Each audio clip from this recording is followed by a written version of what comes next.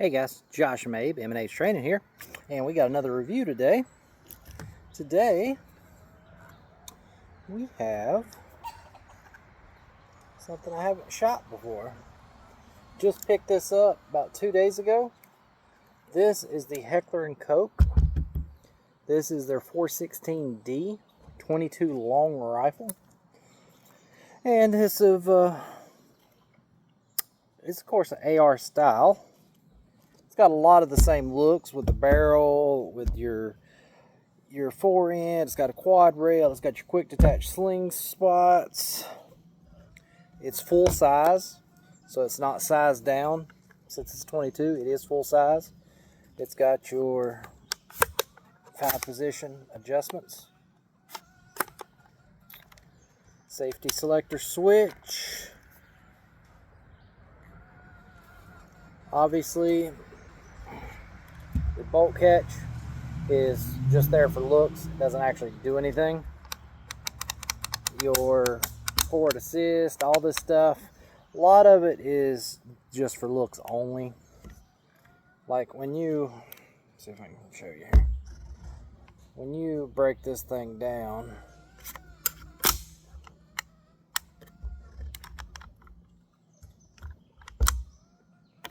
oh, the pins come completely out. They don't stay in like a normal AR either.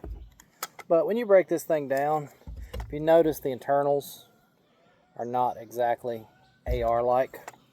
For example, your fire control group is encased in this housing. So if you take a couple screws out, you take this whole assembly out. And let me go ahead and tell you, I disassembled this thing just to see how it was for cleaning. When you take this out and take that clamshell off of that fire control group, putting it back in sucks. So unless you really need to do some internal cleaning or change a part, I don't recommend taking that apart. Because when you put it back together, there are no pins that holds anything in place. It's got its set places. When you have the clamshell in half, you have to put the hammer and spring in, and it just barely will stay together. Then you've got to try to get the firing pin, the hammer, everything like that in place. Then you've got to get the safety selector housing in place. And then you've got to try to get the plastic housing on top of that without any of those springs getting set off. And it took forever. Once I got used to it, it wasn't that bad. But I put one part in there backwards. I take the whole thing back apart, put it all back together again. So that was fun. But as far as like your buffer, you don't have any of that system. It's all just blowback with the 22, like any other semi-automatic 22 rifle would be. So let's put that back down. Let's see, which side does this go in from? I think it goes in from this side. There we go. So once it's back together, your charging handle works just like a normal AR. Like I said, it feels just like an AR. Feels just like a full-size 5.56. I like that. So you can see the size. It's the same size as any normal 5.56, 16.5-inch barrel. Got your flash suppressor on the end, which of course you can take this off if you want to put a suppressor or anything like that on. You got your flip-up sights. Everything there is pretty standard. These are polymer, so nothing major. And as you know, it's Heckler & Koch out of Georgia. But if you look at that other one, it's made by Umarex in Germany. Got your HK logos. Got your classic HK white and red filling in for your stuff there. HK logo on the stock there. And it's got your numbered Picatinny rail. So this looks like this is a standard M-lock system. You do have bayonet lug up there. It's kind of weird for 22. Might have to get me a bayonet to put on there just for fun. But anyway, back to what I was saying. Most of it's just for looks. This doesn't actually work. Your dust cover, your magazine release works pretty good. It does hang a little bit sometimes, I've noticed. Like the button, the physical button right here hangs if you press against it the wrong way. But for the most part, it seems to work pretty good.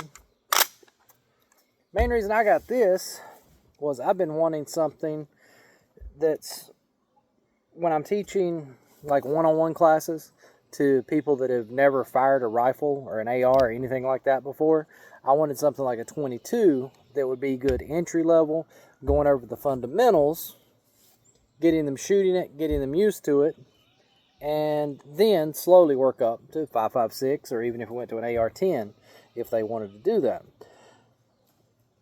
So that is the main reason I wanted to get me one of these. Another reason is where this one is full size and does have a lot of the functional operation of an actual AR, like your selector switch, your magazine release is in the same place.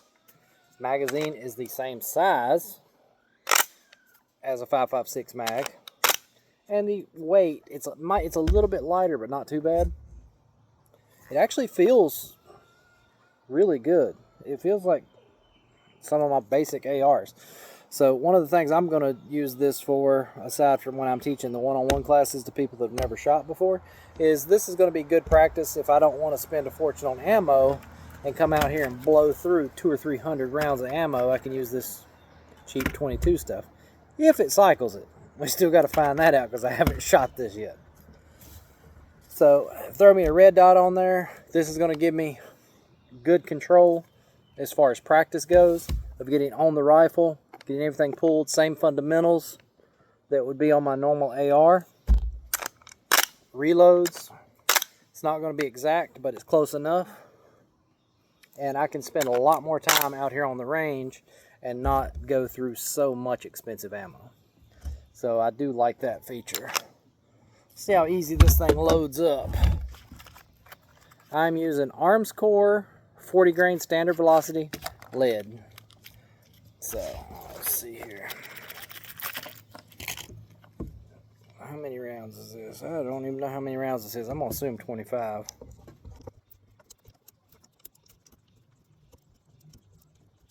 Round. So it comes with one 20 round mag. I went ahead and bought a second 20 round mag, so I'd have two so I can practice my reloads and stuff. Which I know you can practice your reloads all day long, doing one-shot drills, reload, one-shot, reload, one-shot, reload, one-shot, reload, and you don't use up a lot of ammo. Managed to cut myself somewhere there. Oh well. But it's also nice to be able to do some target transitions, get off several shots, then do a reload, do a tactical reload, do emergency reloads, practice all of those different things. And I think the 22 will work well for that. So let's throw this in there and we'll see how she shoots. I'm going to...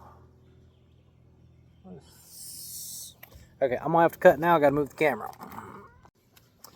Alright, guys. So I got my 20 rounds loaded up. Let's see how this thing functions. Charged. And, well, it's the first time I've shot it. I don't even know if it's sighted in, but we'll see. I got steel down there about 18, maybe 20 yards.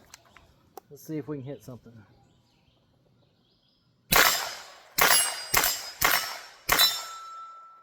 Hey, we hit steel with all those shots. Let's see. Can y'all see? Right there's a silhouette target. See if we can hit something a little further away.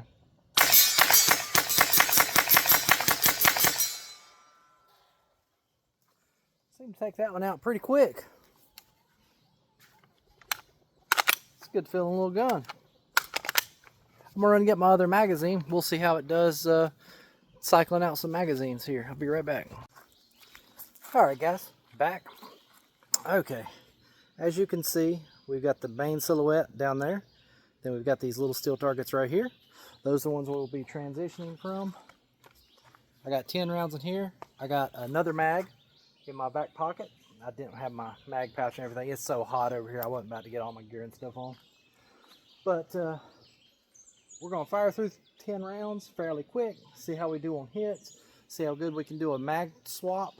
I haven't tried on this one, and there's some edges to get caught on, so I don't know how this is going to go, but we're going to give it a shot. So Let's see how we do.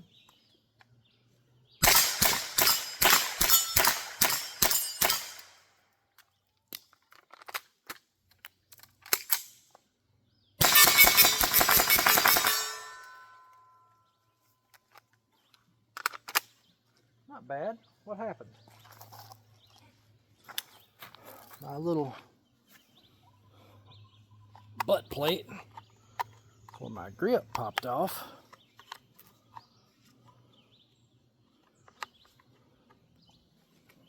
Let's see if I can get that back. Oops.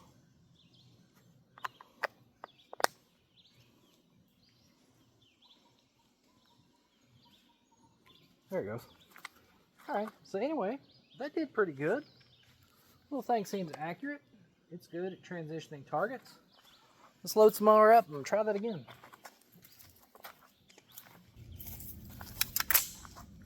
Alright, let's give that a go again and see how she runs.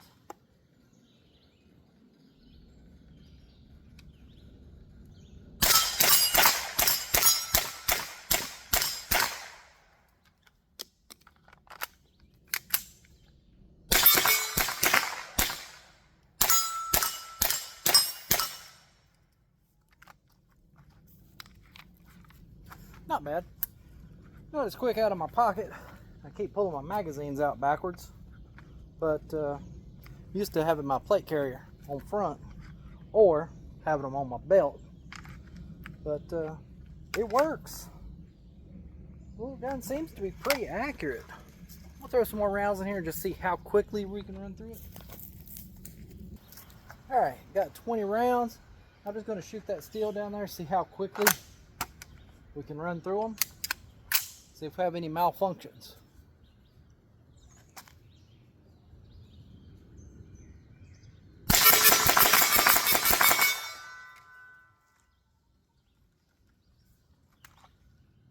Still got rounds left. First malfunction, what'd we get? Aha! We got a fail to fire.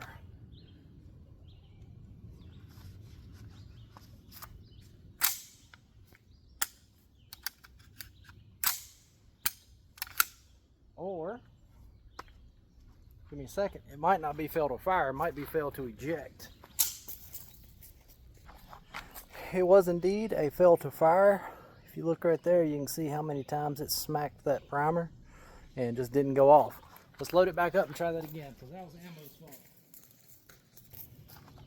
Well, if you notice all this friggin' sweat, it is, I think, 94 degrees today. We are loaded back up. Now we're going to see how quick we can run through a full mag, if we can. Let's try it again.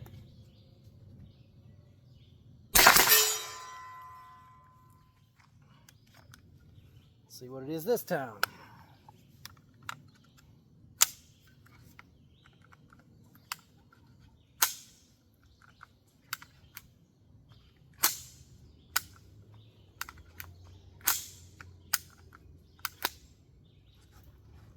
There we go.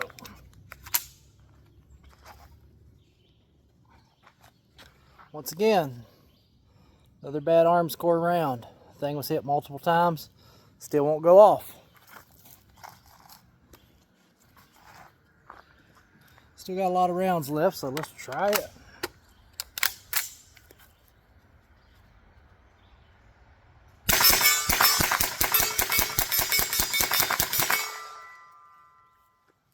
Cycles through pretty quick. Got a little off sync there, a time or two. I think I was trying to go a little bit too fast for this slow recoil on a 22. But overall, the gun shoots good. Only two faults we've had has been because of the ammo. So I think if you run something good through here, like something like a CCI, maybe Winchester, a little bit better round, I think you'd be fine. Like I said, these are arms core. They work good, they're cheap. One of the cheapest rounds you can buy for 22, and if that's all you ever get out here on the range is a few fail to fires because of a bad primer, it's probably worth it to save what you can save in the cost of the ammo. But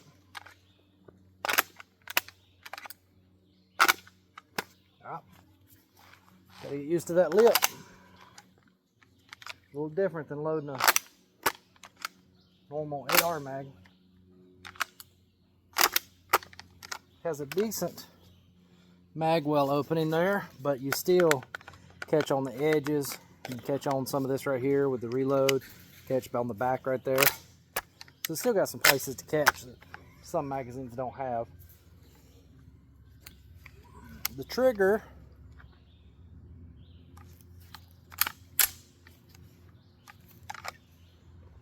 sorry.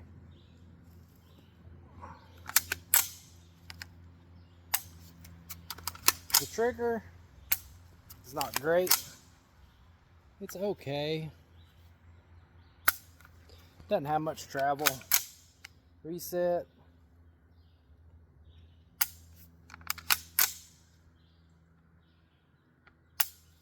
You can't really feel or hear the reset.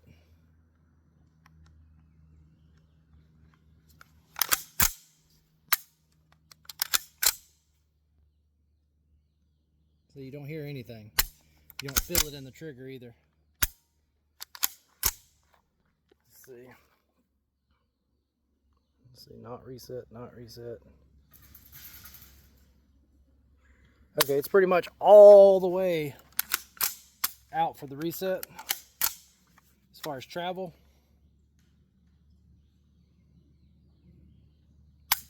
Pretty much no travel. I like that.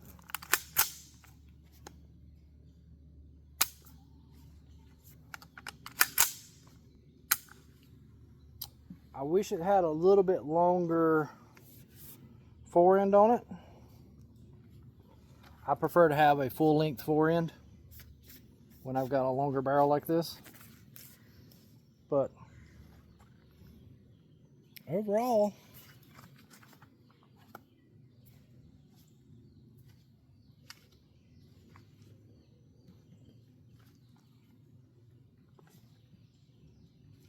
this thing seems to shoulder pretty good. It's got a good feel to it. Like I said, it's a little lighter. It's a little lighter than a standard AR, but size-wise, really nice. So yeah, it is one I would, just from what I've seen on this short video, I'm happy with my purchase.